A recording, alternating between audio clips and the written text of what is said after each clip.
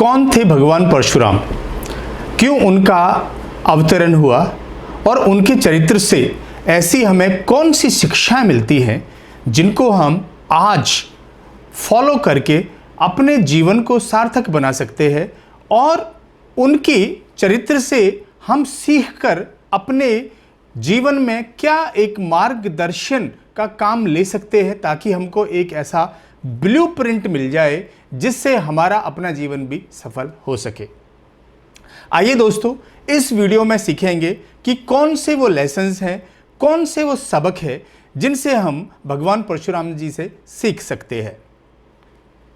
दोस्तों, भगवान परशुराम विष्णु जी के छठे अवतार थे और जब भी कोई अवतार धरती पर आते हैं तो स्पेसिफिक पर्पस के द्वारा आते हैं। उनका ज़रूर कोई एक फोकस्ड एक एम होता है और उसको पूरा करने के लिए वो आते हैं। वो बिल्कुल रेजर शार्प उनका विज़न होता है, रेजर शार्प उनकी एक्टिविटीज़ होती है।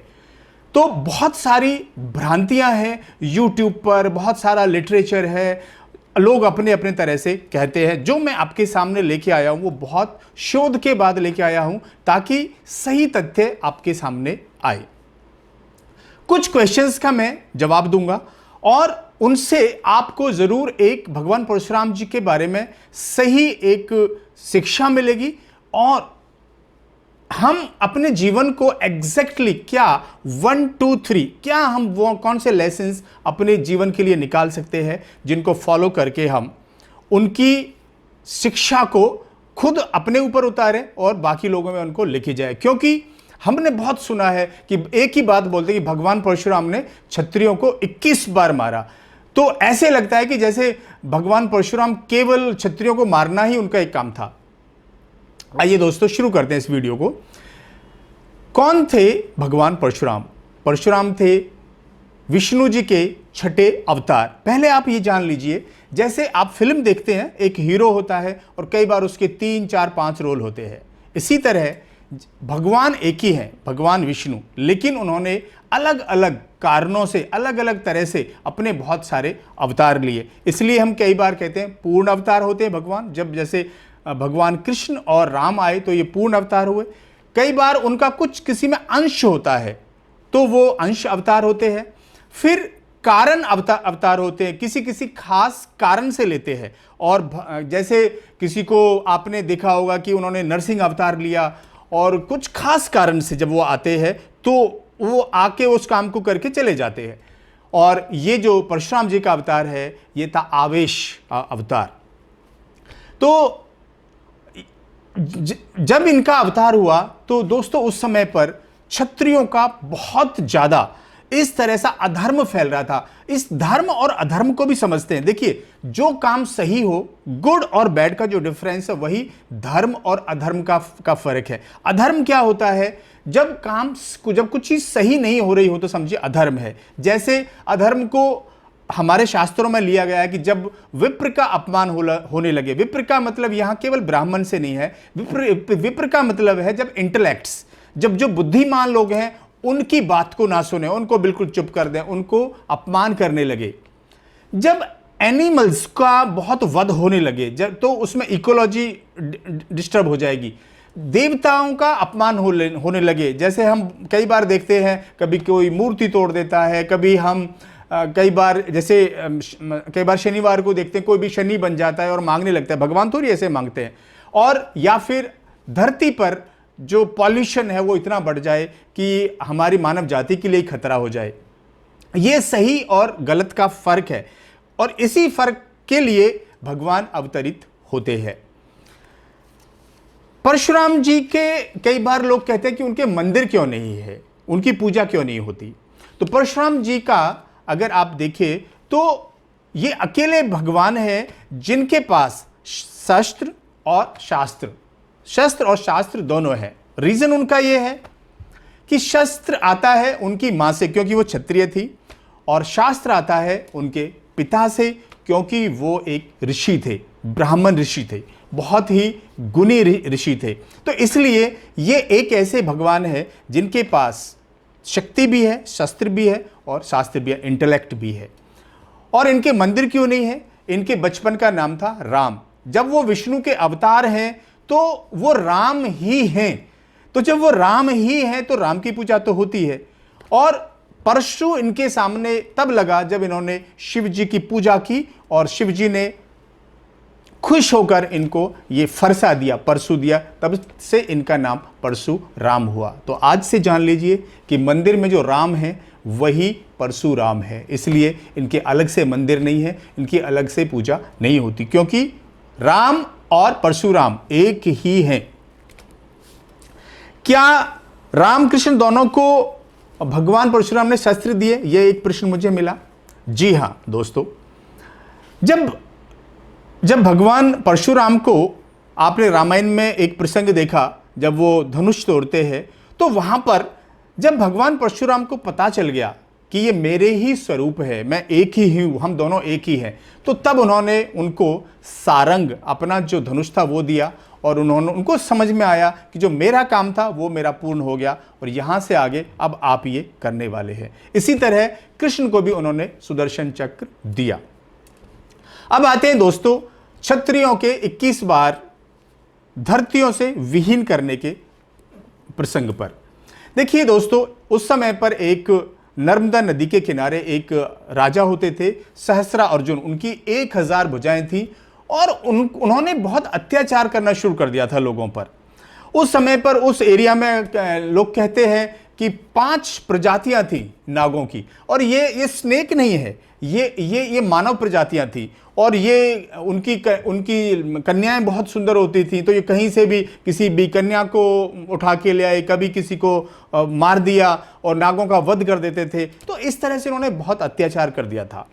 सहस्रा अर्जुन के केस में अगर आप देखें तो इनके पिता थे बहुत ही तपे हुए ऋषि थे, महाराज यमदग्नि।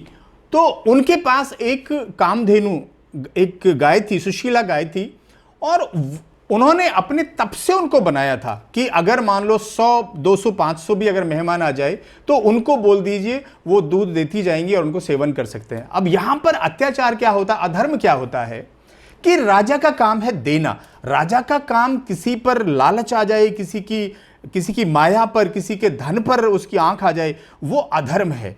तो सहस्रार्जुन को वो गाय पसंद आ गई और कहते हैं कि मैं राजा हूं, ये तो मेरे पास होनी चाहिए, तुम तो गरीब हो, इसमें एक कुटिया में रहते, तुम्हारा क्या काम है इससे।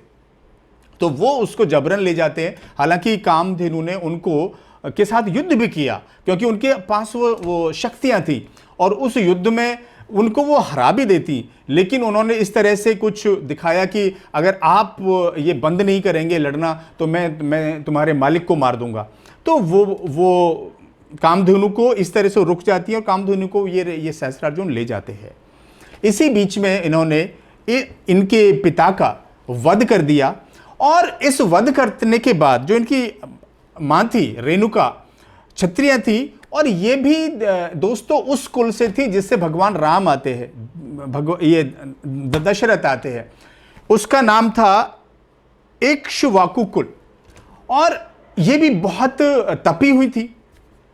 तो जैसे इनके पति की मृत्यु हुई तो इन्होंने 21 बार जैसे विलाप करते हैं ऐसे उन्होंने विलाप किया। तब इन्होंने ये एक प्रतिज्ञा की कि मैं 21 बार क्षत्रियों को मारूंगा, और उसी प्रतिज्ञा के लिए भगवान परशुराम ने क्षत्रियों का वध किया। लेकिन ये क्षत्रिय कौन थे? ये सारे वो क्षत्रिय थे जो उस अन्यायी राजा के साथ में उनका साथ दे रहे थे। उसी समय पर अगर आप देखेंगे तो जो हमारे भगवान राम का कुल है, दशरथ का कुल है, और जो उनके पास के कोई राजा थे, तो किसी को उन्होंने क्षति नहीं पहुंचाई। लेकिन यहां पर एक जो शोध में एक और एक प्रसंग निकल के आया। यहां पर एक बहुत बड़ी बात है कि जब ये क्षत्रियों को मार रहे थे तो हनुमान जी बीच में आते हैं और युद्ध करते हैं परशुराम जी से, और फिर इनको ये एहसास दिलाने के लिए, इनका गुस्सा शांत करने के लिए वो इनके पितरों को लेके आते हैं स्वर्ग से, और फिर पितरों के द्वारा इनको ये कहा जाता है कि आप ना केवल हमारा पितृदान करेंगे, हमारा अब आप हमको मोक्ष दिलाएंगे, लेकिन आप जो क्षत्रियों को आपने मारा है उन सबको भी आप मोक्ष दिलाएंगे। तो भगवान परशुराम यहाँ पर ना केवल अपने पितरों को का पिंडदान करते हैं, उन सभी क्षत्रियों को भी वो मोक्ष दिलाते हैं पूरे कर्म कांड से और उनको स्वर्ग भेजते हैं। ऐसे तो भगवान परशुराम जब स्वयं ही भगवान थे तो उनके हाथ से तो जो भी मरा वो वैसे ही स्वर्ग जाना था, लेकिन यहां पर उनका तर्पण करते हैं वो और उनको स्वर्ग के लिए प्रस्थान करते हैं। दोस्तों, एक प्रसंग ये भी है कि भगवान ने गणेश जी से युद्ध क्यों किया। शिव जी के बहुत बड़े उपासक थे भगवान परशुराम। तो एक बार वो मिलने गए और शिव जी पूजा कर रहे थे, तो उन्होंने अपनी सेफ्टी के लिए कि उनको डिस्टर्ब नहीं करे तो अपने पुत्र गणेश जी को बोला कि किसी को आप अलाउ नहीं करना। तो उस समय पर इनको ये अलाउ नहीं करते हैं, तो भगवान परशुराम इनके साथ युद्ध करते हैं और इनका एक दांत टूट जाता है। तो तभी से इनको हम एक दंत वाला भगवान बोलते हैं, भगवान गणेश जी को। अब आ जाती है दोस्तों कि परशुराम जी के शिष्य कौन थे। आपको अच्छा लगेगा जान के दोस्तों कि द्रोणाचार्य भी भगवान परशुराम के शिष्य थे। भीष्म को उन्होंने ये ट्रेनिंग दी लड़ने की और कर्ण को ये ट्रेनिंग दी। और अंत में अगर आप देखें तो कलयुग में जब कल्कि अवतार आएंगे तो भी ऐसा लिखा गया है कि भगवान परशुराम का फिर अवतरण होगा उनको युद्ध की ट्रेनिंग देने के लिए, और फिर वो फिर यहाँ पर धर्म की स्थापना करेंगे। और आप देख सकते हैं अभी भी अधर्म तो कैसा बढ़ रहा है। अधर्म हमने किस में माना, जब बुद्धिमान लोगों को सुनना बंद कर दे। आप गांव में देख लीजिए, शहर में देख लीजिए, बुद्धिमान लोगों का सुनना बंद हो जाए तो समझो अधर्म फैल रहा है। जब पॉल्यूशन होने लगे, जब एनिमल्स को इकोलॉजिक बिगड़ने लगे, जब देवताओं का अपमान होने लगे, तो समझिए अधर्म हो रहा है। आप बहुत समझदार है, आप चारों तरफ देखिए, और चारों तरफ का मतलब आप केवल अफगानिस्तान तक ही देख लीजिए, और चारों तरफ तो अधर्म बहुत हो रहा है। तो इन सबको को धर्म की स्थापना करने के लिए मुझे लग रहा है भगवान परशुराम ही कुछ कर सकते हैं, क्योंकि अमेरिका तो भाग गया, उनके हाथ में तो है नहीं। और बहुत सारी जगह धर्म की स्थापना तभी होगी जब कोई ऐसा अवतार आए जो स्वयं भगवान है, और वही ये कर सकते हैं। अब एक शिक्षा, क्योंकि मेरा काम एक दोस्तों ट्रेनिंग का है, एक शिक्षा देना मेरा निकालना इसके लिए बहुत ज़रूरी है। तो इससे हमें एक शिक्षा क्या मिलती है भगवान के अवतार से। नंबर 1 कि भगवान जहां पर शस्त्र का यूज करते हैं तो वहां शास्त्र को भी यूज करते हैं, समझते भी हैं। अगर कोई चीज गलती हो गई तो उसको मानते भी हैं। हमने देखा जब भगवान राम ने उनको दर्शन दिए तो भगवान राम के साथ में उन्होंने उनकी वंदना को माना। और जब गणेश जी के साथ में हुआ, जब हनुमान जी के साथ में हुआ, तब भी उन्होंने अब उनकी बात मानी। और एक जो लेसन हमें मिलता है, number 1 be fearless. Number 1 be fearless, वो निडर है। नंबर 2 निडर के होने के साथ में he is one man army, अधर्म से अकेले लड़े। कभी भी आपने नहीं सुना होगा कि परशुराम जी के साथ में बहुत सेनाएं गई।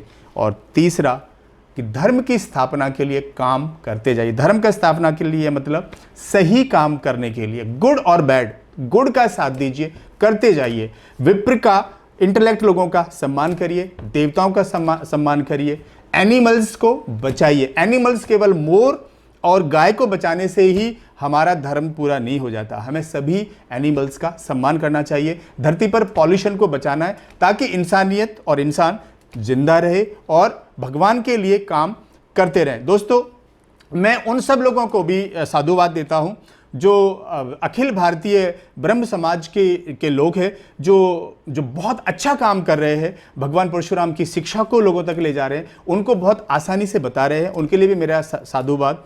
और मैं आपको यही कहूँगा कि धर्म का मतलब केवल गुडनेस और अच्छाई तभी खत्म होती है जब बुराई करने वाले लोग ज़्यादा हो जाते हैं और अच्छाई करने वाले कम कर देते हैं। और कोई भी चीज़ खाली नहीं रहती इस धरती पे। अगर अच्छे लोग सामने नहीं आएंगे तो गलत लोग, बुरे लोग उनकी जगह ले लेते हैं। गंदगी तभी ज़्यादा नज़र आती है जब सफाई हम कम कर देते हैं। अगर हम अपना काम करते रहेंगे दोस्तों, धर्म जरूर रहेगा, अच्छाई जरूर डोमिनेट करेगी और इस धरती पर आपके जैसे एक से एक सुंदर आत्माएं हैं। जरूर मेरी आपको शुभकामनाएं। Life will change and never be same again. जय भगवान परशुराम।